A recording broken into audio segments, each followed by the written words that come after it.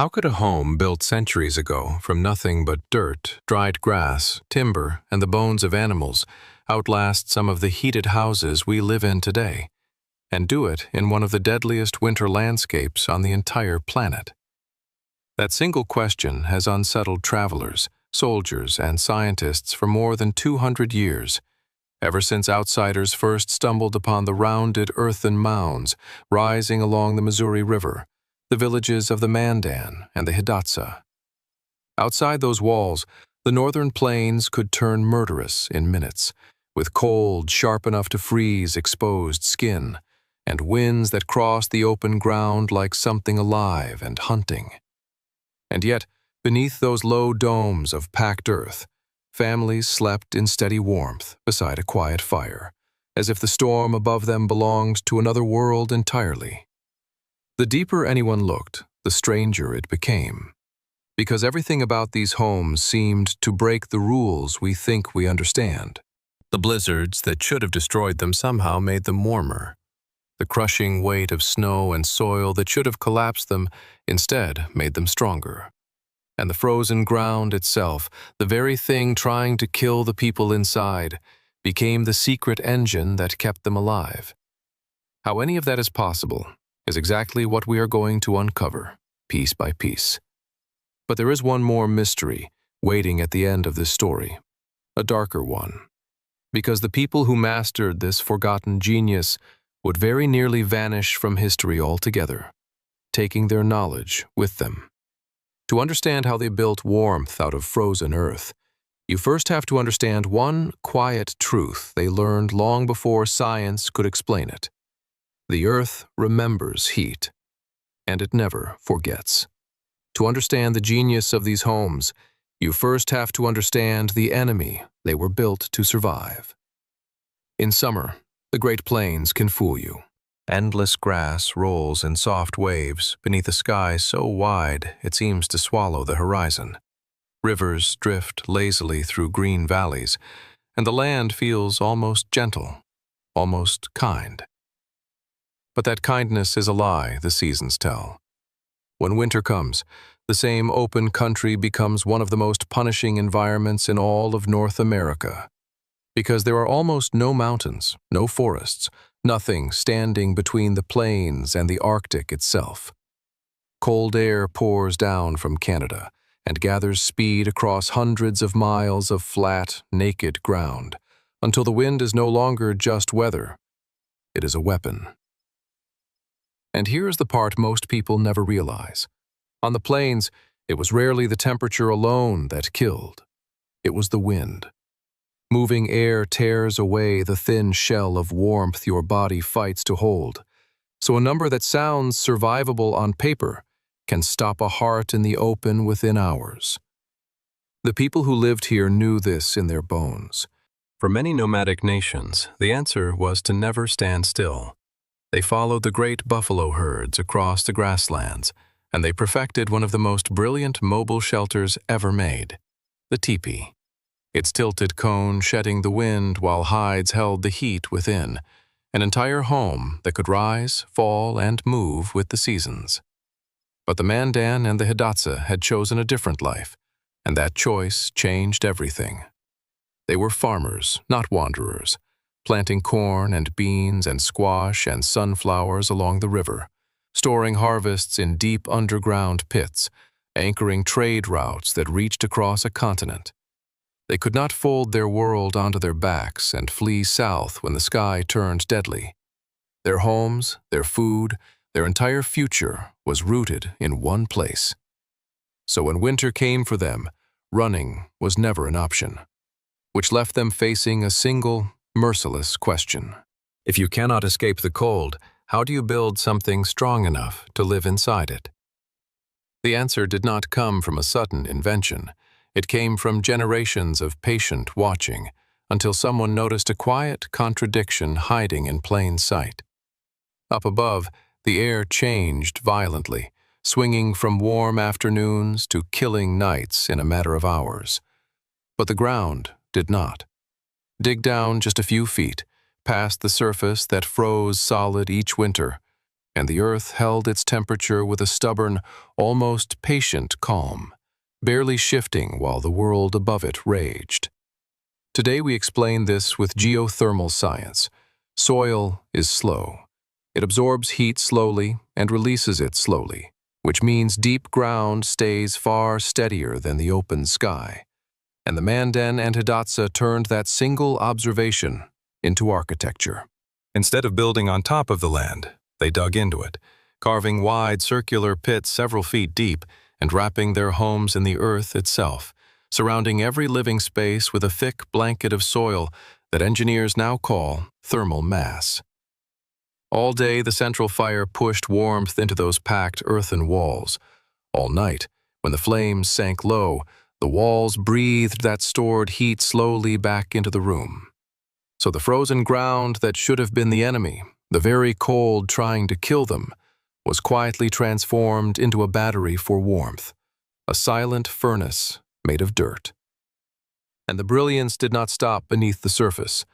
The rounded dome on top was no accident either, because its curved shape let the screaming wind slide up and over the house instead of slamming into a flat wall. Then the snow came, and here the design revealed its strangest gift of all.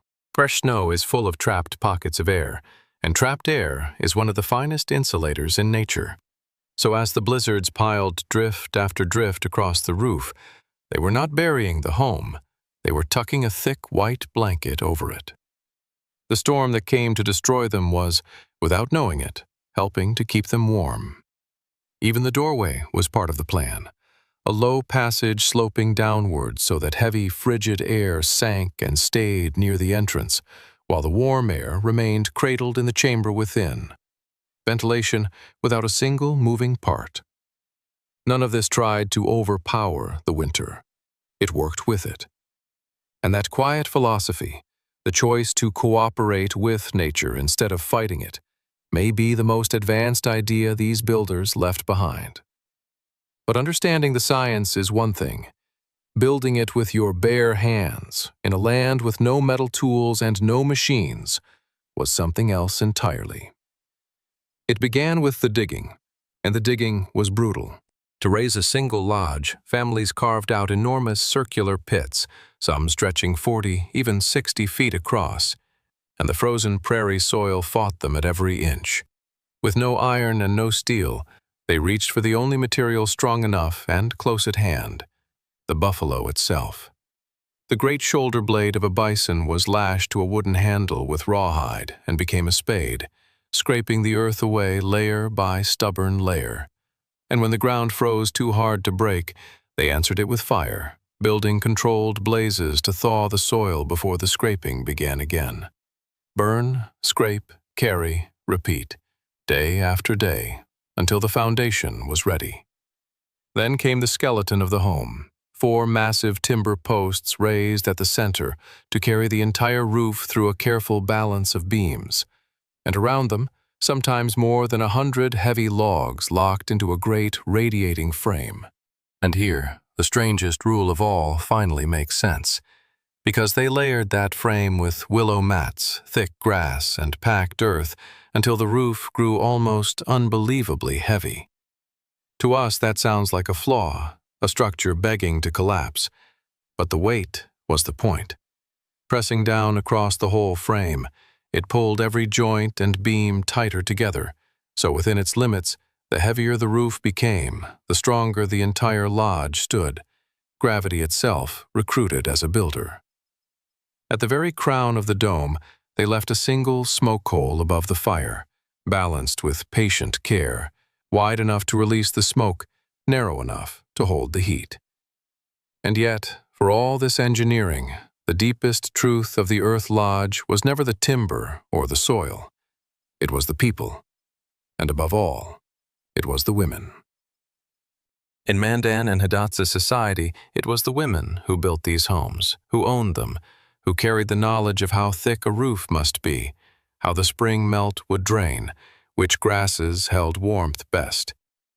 That knowledge was never written down. It lived in hands and voices, passed from mother to daughter, taught to children not through books, but through the work itself.